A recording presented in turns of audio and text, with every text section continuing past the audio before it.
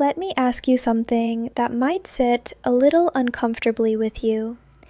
When was the last time she brought up America in conversation? Not in a big, obvious way, not with a dramatic declaration or a direct, pointed question that you would immediately recognize as suspicious. Just casually, slipping it in between other things, between the laughing and the sweetness, like it was nothing at all. Asking what your neighborhood is like back home. Asking whether you have a garden or a house with a yard.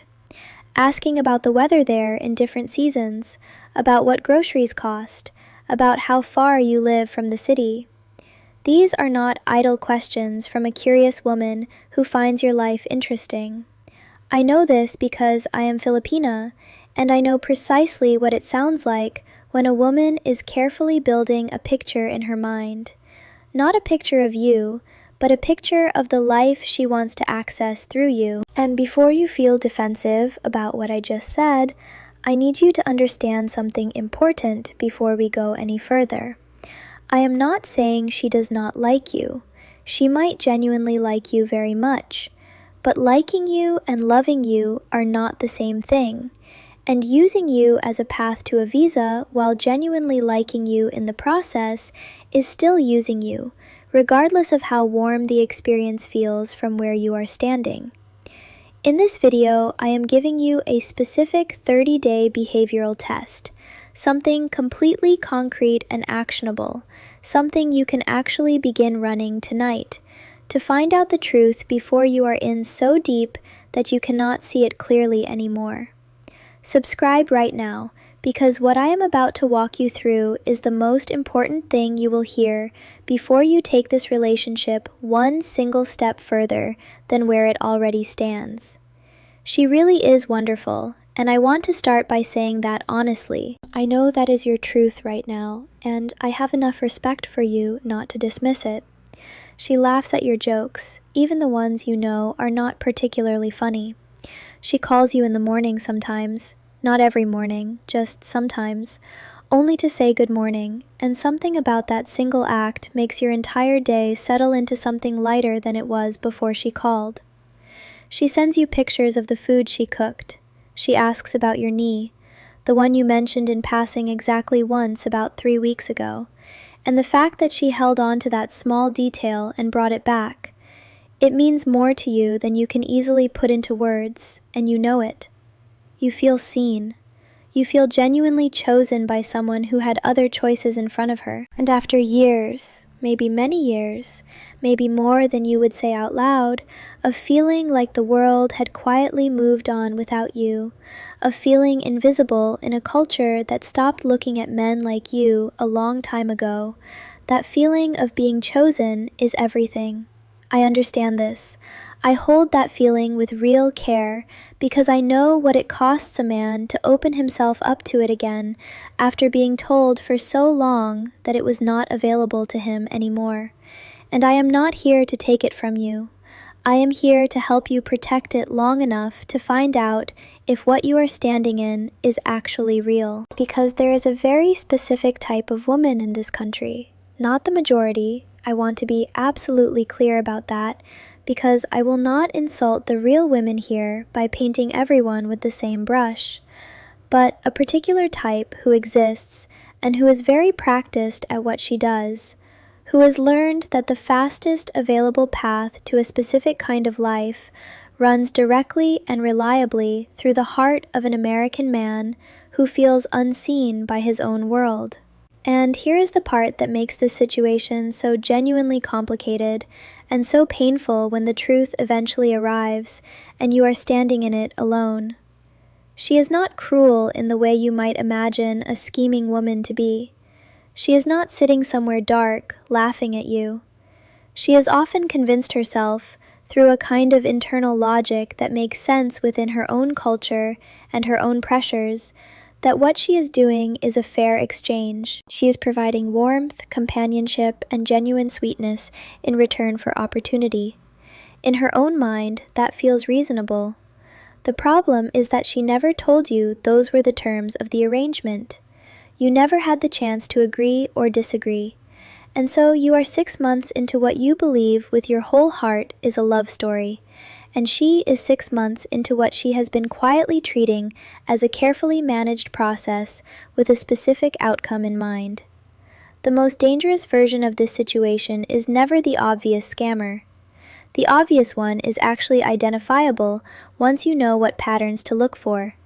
The most dangerous version is the woman who has genuine warmth, actual sweetness, and real moments that look and feel entirely like love from where you are standing, but underneath all of it, running below the surface like a current you cannot see from above, the primary goal that everything else is organized around is the visa, the balikbayan box, the petition, the life on the other side of a flight she cannot take yet, but has already imagined herself on. She is waiting for you, pleasantly and warmly, to become the person who makes it happen. Let me tell you what the early signals actually look and sound like, because they are far quieter than you would expect from someone with a plan. They do not arrive waving anything. It almost always begins with geography and the details of your life there, not with questions about your bank account. That would be far too obvious for a woman who knows exactly what she is doing. It begins with gentle questions about your location and what your daily life in America actually looks like. What state are you in? What is the weather like there in the winter? Do you live alone? Is it a house or an apartment? How big is the place? These questions feel entirely natural when they arrive. They feel like she is curious about you and picturing your life because she cares about you, and she is picturing your life. But she is not picturing you living it alone. She is picturing herself inside it, beside you. Then it moves toward what I would call process awareness. She mentions a friend who got petitioned by her American boyfriend a couple of years ago. She says it very casually, the way you mention the weather, as if it just surfaced in her memory. She says something like, "My friend waited almost 2 years, and then she was finally approved to go, and now she is doing so well there." She is watching your reaction as she says it. She is measuring whether the topic makes you shift uncomfortably in the conversation, or whether you stay open and engaged with it. Then comes the someday language, and this one is delivered with real softness and a small laugh, so it never feels like a demand. Someday I want to see real snow. Someday I want to try food from an actual American grocery store. Someday I want to just walk around a Target and take as long as I want. She smiles when she says it, like it is a small and harmless dream, nothing serious or loaded. But she is saying it specifically to you, because she wants you to hear yourself inside that someday. She is inviting you gently and deliberately to see yourself as the person who turns those soft little dreams into her actual lived reality. And then, and this is the one that takes men completely by surprise every single time, she begins speaking about the future in a way that places her in your world rather than in the Philippines. She does not say, "Come visit me here again next year." She says, "When we are together," and the picture she is painting is not of you in Cebu. She has already moved to America in her imagination. She is simply waiting, pleasantly and without impatience, for you to catch up to where she has already been living in her mind for months. None of these signals, standing alone, proves anything beyond a doubt. But together, as a pattern, they have a direction, and the direction is always and consistently toward the visa. I have watched this unfold across enough conversations to know this is not coincidence. Now let me give you the cultural translation, because you need to understand how certain women in this country actually think about the situation internally in order to fully understand why the behavior is so consistent and so convincing even to intelligent and experienced men. In the Philippines, especially in families that are genuinely struggling with real financial pressure, going abroad, what we call simply leaving, is not seen or framed as abandonment of the people you love. it is understood as sacrifice.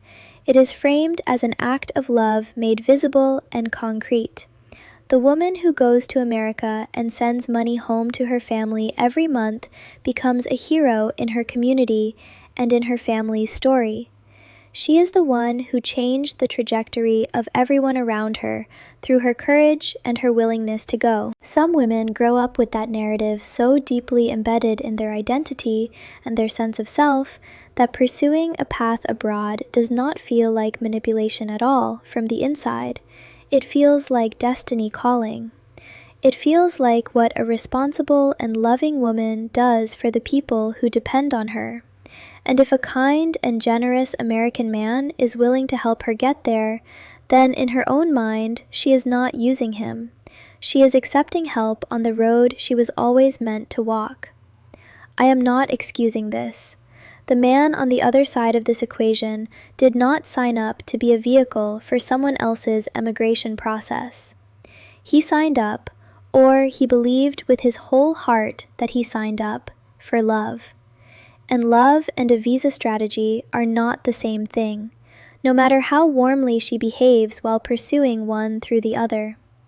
The women who are truly in love sound and look different in ways you can actually observe and measure. They talk about the future in a fundamentally different way than women, with a different primary objective.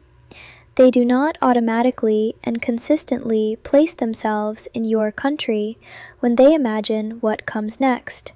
They ask where you would want to be together, meaning genuinely together. They consider the real possibility of you living partly here in the Philippines with them, near the things she loves and the family she belongs to. They are imagining a life built around both of you, shaped by both of your realities, not a life that your legal status delivers to her on a specific timeline. They get visibly uncomfortable or sad when you talk about eventually leaving, not relieved or subtly excited.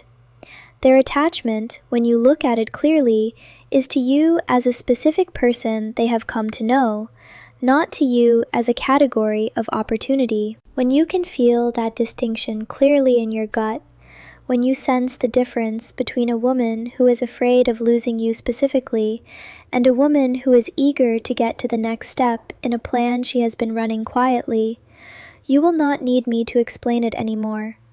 You will simply and completely know. So here is the 30-day test, concrete and specific, because I know you do not need more theory. You need to know what to actually do starting from tonight. Days 1 through 10. Go completely quiet about anything related to your home in America, your country, your specific living situation, your lifestyle back there. Do not volunteer any of that information. When questions about it come up, give short and general answers, and redirect the conversation towards something personal and non-geographical. Keep conversations focused entirely on who you are as a person, your values, your history, what has shaped you, what makes you laugh in the middle of the night when something catches you off guard, what you believe about the world and the people in it. Watch closely whether she is still genuinely engaged at the same level without America as the backdrop of the conversation. Watch whether the warmth stays consistent and curious, or whether it quietly cools without that particular subject available to pull on. Days 11 through 20. Introduce a very specific piece of friction into the conversation. Tell her that you have been thinking lately, seriously and genuinely, that you might not want to return to the States after all, that you love it here in the Philippines and could genuinely see yourself staying long-term, that the pace and the warmth and the ease of life here feels more like home than going back does. Watch her reaction with your full attention. A woman who loves you the person will feel something warm and expansive when she hears this.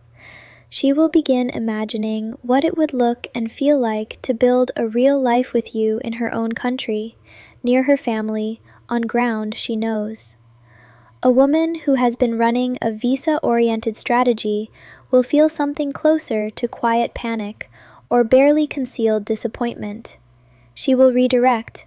She will bring up your medical care there, or your family, or your financial situation in the States. She will find reasons, gently delivered, why your life is really better in America, and why coming back there makes so much more sense for you both. Because your staying in the Philippines serves her actual goal in absolutely no way at all, and some part of her will not be able to fully hide that. Days 21 through 30. Bring up your finances in a real and honest way.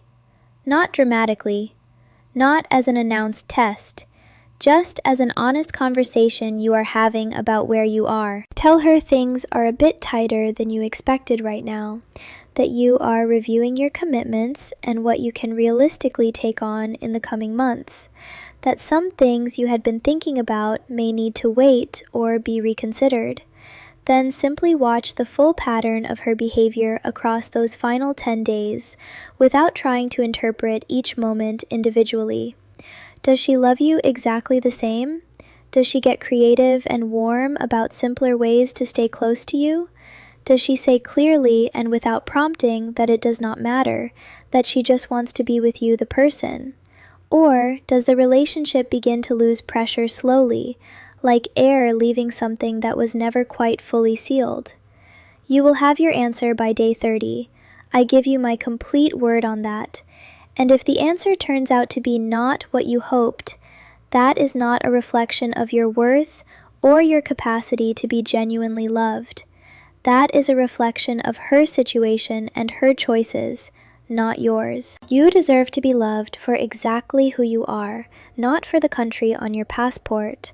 The woman who genuinely feels that about you will pass this 30-day test without ever knowing for a single moment that she was taking it.